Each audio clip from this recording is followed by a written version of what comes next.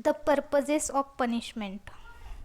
There is a tendency in man to deviate from the right path and act in such a way that the interest of another is injured. Society binds its members to a certain line of conduct so as to ensure security for all. It is this function of ensuring safety through right behavior that has given rise to the idea of punishment. Punishment is intended to prevent, deter, and reform. The individual is a member of society and he needs society for the development of his personality. He has his freedom, but it cannot be absolute. His freedom to direct his own share of the common life is balanced by the freedom of society to dissociate itself from his action which conflict with its interest.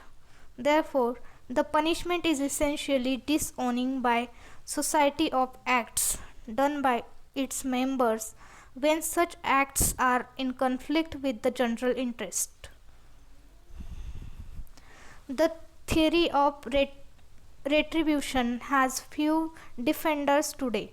The main objection to retributive theory is that it inflicts pain for the sake of pain. Hammurabi's famous code contained the principle of an eye for an eye. Society feels that the criminal should get the taste of violence which he has inflicted on his victim. The penalty given is to be equated with the seriousness of the crime. Thus, when a criminal is punished, society is expressing its antagonism, and this, it is said, is necessary for the preservation of the character of society.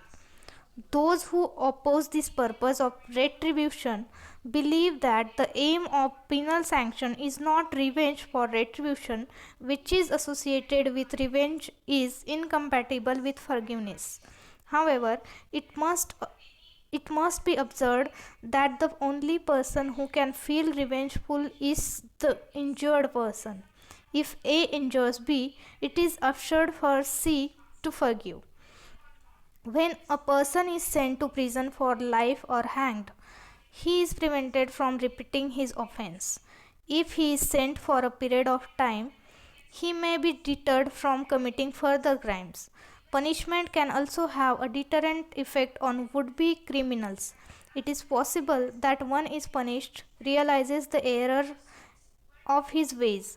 In prison, he may be visited by the chaplain or the psychiatrist and he may decide to go straight in future. But there is the opposite view that when a prisoner is discharged, he is charged to the eyes with venom and hatred, and therefore punishment cannot have a deterrent effect.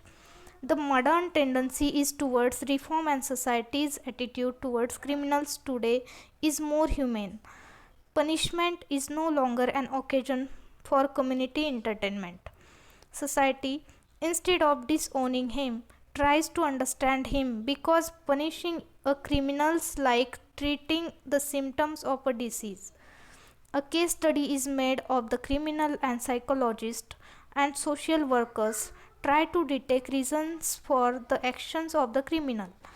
Some of the factors considered to be responsible for crimes are lack of affection at home, the environment, the upbringing, and frustration.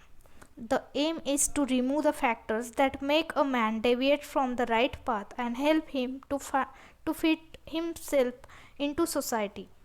In the prison, the emphasis is on reform. He is taught a skill so that his prison term could be profitably spent and he could secure a job on release. The, the remedial measures adopted are intended to make a criminal nor a normal person. After all, killing the offender does not revive the life of the victim. Punishment is essence, is the method by which society tries to maintain its moral standard. It also enables others to enjoy their freedom. As understood today, it is not revenge.